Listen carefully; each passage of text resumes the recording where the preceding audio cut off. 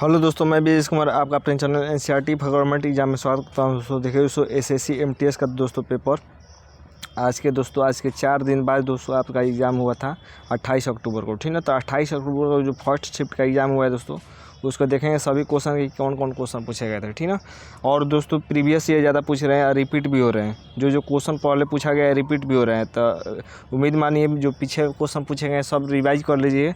और उसके लिए दोस्तों आप टेलीग्राम ज्वाइन कीजिए, मैं वहाँ पर सब PDF दे दिया हूँ दोस्तों। अब वहाँ पर सब जाकर आप ज्वाइन हो सकते हैं। ठीक ना, वहाँ पर डाउनलोड कर आप रिवाइज कर सकते हैं। पूरा मैंने PDF दे दिया है, पूरा जितना अभी तक पूछा गया था। ठीक है, तो चलिए दोस्तों देखते हैं कि आज क्वेश्चन क्या पूछे गए थे।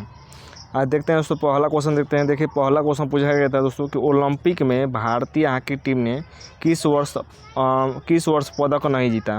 तो किस वर्ष पदक नहीं जीता ऑप्शन नहीं मिल पाया दोस्तों। लेकिन देखिए दोस्तों, अभी तक दोस्तों भारतीय हॉकी टीम ने दोस्तों ओलंपिक में 8 बार विजेता रह चुकी है। 8 बार पदक जीता है भारतीय हॉकी टीम ने। ठीक ना, और कब जीता है दोस्तों ये भी देखिए दोस्तों, 1928 से 1956 तक लगातार 6 बार जीता है दोस्तों भारतीय हॉकी टीम ने। और फिर 1964 में जीता है और 1980 में जीता है। ठीक ना, 1964 में, 1980 में, तब 1960, 56 से 64 के बीच में 4-4 वर्ष के बाद होता है दोस्तों ओलंपिक गेम। तो 1960 का गैप हो गया, तो 1960 में नहीं जीत पाई। तो 1960 अगर ऑप्शन में दिया होगा दोस्तों कि कब नहीं जीते, तो ये आंसर हो जाएगा। वरना इसके अलावा जो ऑप्शन दिया होगा वो आंसर हो जाएगा। ठीक ना, तो मैंने सभी बता दिया दोस्तों कि भारतीय हॉकी टीम ने कब जीता है। देख लेते हैं दोस्तों, अगला क्वेश्चन पूछा था कि 2022 के अनुसार छत्तीसगढ़ के राज्यपाल कौन है। तो देखिए दोस्तों 2022 में छत्तीसगढ़ के राज्यपाल कौन थे ये पूछा था। तो देखिए दोस्तों अनुसुईया उइके दोस्तों, अनुसुईया उइके 2022 में दोस्तों ये छत्तीसगढ़ के राज्यपाल रह चुके हैं। ठीक ना, अनुसुईया उइके। और दोस्तों याद रखिएगा छत्तीसगढ़ की स्थापना कब हुई थी, एग्जाम में पूछता है। तो छत्तीसगढ़ की स्थापना दोस्तों 1 नवंबर 2000 ईस्वी को हुई थी। ठीक ना, और झारखंड की स्थापना दोस्तों 15 नवंबर 2000 को हुई थी। और उत्तराखंड की स्थापना दोस्तों 9 नवंबर 2000 को हुई थी। ठीक ना, देखिए दोस्तों ट्रिक बता दे रहा हूँ, क्योंकि अगर ऑप्शन में सभी दे देगा तो आप कन्फ्यूज हो जाएंगे। ठीक ना, झाड़ से झाड़ू याद रखिएगा दोस्तों, झारखंड से झाड़ू याद रखिएगा। झाड़ू कितने रुपये का मिलता है दोस्तों, तो 15 रुपये का मिलता है, बाकी तो 2000 मिल ही जाएगा। और नवंबर छत्तीसगढ़, गढ़ मतलब क्या होता है दोस्तों, किला। गढ़ मतलब क्या होता है, तो जिसके पास 36 को किला होगा दोस्तों तो वो तो 1 नंबर में होगा। तो 1 नवंबर को हुआ था। ठीक ना, तो इस तरह थोड़ा दिमाग में बैठा लेंगे तो आपको दोस्तों ऑप्शन मिलेगा, तो आप कन्फ्यूज नहीं होंगे। तो पूछ सकता है ये आने वाले शिफ्ट में। अगला क्वेश्चन देख लेते हैं दोस्तों। अगला क्वेश्चन पूछा था कि भूदान आंदोलन किसने चलाया था। तो महत्वपूर्ण है दोस्तों, देखिए ये पहले भी शिफ्ट में पूछ चुका है, पहले के शिफ्ट में ये फिर पूछ दिया। ठीक है, तो भूदान आंदोलन दोस्तों विनोबा भावे ने चलाया था। विनोबा भावे ने कब चलाया था दोस्तों, तो 1951 में दोस्तों विनोबा भावे ने भूदान आंदोलन की शुरुआत की थी और तेलंगाना में की थी। कहाँ पे की थी, तेलंगाना में। ठीक ना, तो ये क्वेश्चन रिपीटेड क्वेश्चन आप जरूर देखिए, जाकर ज्वाइन हो जाइए टेलीग्राम से। अगला दोस्तों कि किस शासक ने अपनी माँ के लिए एक शहर की स्थापना की थी। महत्वपूर्ण क्वेश्चन है, प्रीवियस ईयर में भी कई बार ये पूछ चुका है। तो देखिए दोस्तों कृष्णदेवराय इसका आंसर हो जाएगा कि कृष्णदेवराय ने दोस्तों अपनी माँ के लिए एक शहर की स्थापना की थी। ठीक ना, उस शहर का नाम क्या था दोस्तों, नागलपुरम था। नागलपुरम शहर का नाम था। ठीक ना, कृष्णदेवराय के बारे में आप जानते हैं दोस्तों कि दक्षिण भारत के सबसे महान राजा हुआ करते थे। अब विजयनगर साम्राज्य के बारे में याद रखिए दोस्तों, विजयनगर साम्राज्य के बारे में ये हर शिफ्ट में पूछ रहा है, तब आने वाले शिफ्ट में भी पूछ सकता है। विजयनगर साम्राज्य, ठीक ना, विजयनगर साम्राज्य की स्थापना किसने की थी, तो हरिहर और बोका याद रख लीजिएगा। बुक्का, लेकिन बोका याद रख लीजिएगा कि आपका एग्जाम में याद रहे। तो हरिहर बुक्का ने दोस्तों 1333 ईस्वी में दोस्तों विजयनगर साम्राज्य की स्थापना की थी। ठीक ना, ये भी याद रखिएगा। इनकी राजधानी दोस्तों हम्पी भी हुआ करती थी, हम्पी इनकी राजधानी हुआ करती थी। अगला देख लेते हैं दोस्तों। अगला क्वेश्चन है कि ललित कला अकादमी की स्थापना किसने की। देखिए दोस्तों मौलाना अबुल कलाम आज़ाद, मौलाना अबुल कलाम, अब्दुल नहीं दोस्तों, अबुल। ठीक ना, तो अब मौलाना अबुल कलाम आज़ाद ने दोस्तों ललित कला अकादमी की स्थापना की थी। ठीक ना, मौलाना अबुल कलाम आज़ाद के बारे में याद रखिए दोस्तों, ये भारत के पहले शिक्षा मंत्री रह चुके हैं।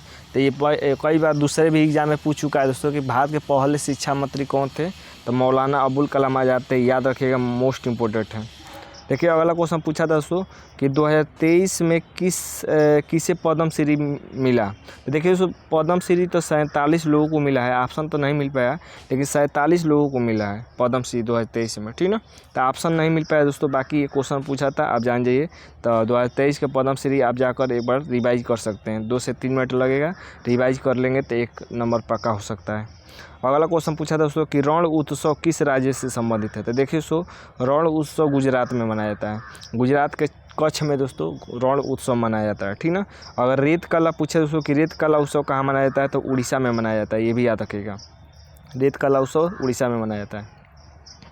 अगला क्वेश्चन पूछा था दोस्तों कि माधवपुर मेला कितने दिनों के लिए लगता है। तो देखिए दोस्तों 4 दिन के लिए लगता है दोस्तों माधवपुर मेला, ठीक ना।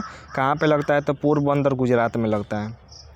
तो पोरबंदर गुजरात में दोस्तों माधवपुर मेला 4 दिनों के लिए लगता है, ठीक ना। अगर आपसे दोस्तों पूछे कि हिंडिबा देवी उत्सव कहाँ लगता है दोस्तों, तो हिमाचल प्रदेश में लगता है। हिंडिबा उत्सव देवी उत्सव कहाँ लगता है, तो हिमाचल प्रदेश में। अम्बुबाची का मेला प्रसिद्ध है, ये पूछेगा तो याद रखिएगा असम में लगता है। तो अम्बुबाची का मेला असम में, हिंडिबा देवी उत्सव हिमाचल प्रदेश में। अगला क्वेश्चन पूछा दोस्तों कि कौन सी नदी परियोजना नहीं है। तो देखिए दोस्तों इसका भी ऑप्शन नहीं मिल पाया, तो आप जान जाइए बस कि ये क्वेश्चन पूछा था कि कौन सी नदी परियोजना नहीं है, ठीक ना। डीपीएसपी के बारे में पूछा था दोस्तों, डीपीएसपी अनुच्छेद के बारे में। देखिए दोस्तों क्वेश्चन तो नहीं मिल पाया, लेकिन डीपीएसपी के बारे में मैंने सभी बता दिया है दोस्तों। देखिए डीपीएसपी मतलब राज्य के नीति निर्देशक तत्व कहाँ से लिए गए हैं दोस्तों, तो आयरलैंड से लिए गए हैं, ठीक ना। आयरलैंड से लिए गए हैं दोस्तों राज्य के नीति निर्देशक। कहाँ से कहाँ तक है दोस्तों, तो अनुच्छेद 36 से 51 तक दोस्तों राज्य के नीति निर्देशक तत्व है, ठीक ना।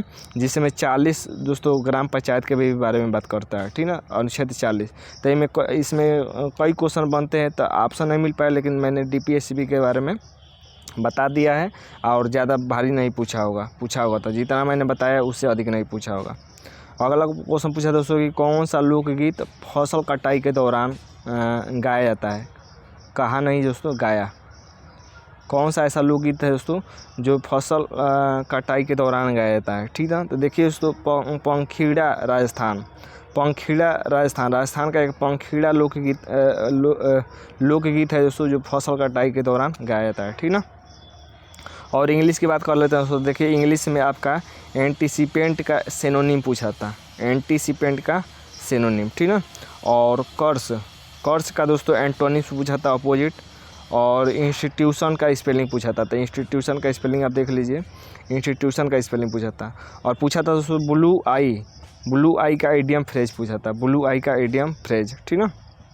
तो ये क्वेश्चन पूछे गए थे दोस्तों। उम्मीद करते हैं कि वीडियो अच्छा लगा होगा। टेलीग्राम चैनल से ज्वाइन हो जाइए दोस्तों, वहाँ पर आप जाकर रिवाइज कर लीजिए। और सभी शिफ्टों का दोस्तों मैं डेली रात को PDF डाल देता हूँ, तो वहाँ से आप जाकर शाम को रिवाइज भी कर सकते हैं, ठीक ना। तो आज के लिए बस इतना है दोस्तों। उम्मीद करते हैं कि वीडियो अच्छा लगा होगा। आज के लिए बस इतना है, धन्यवाद दोस्तों।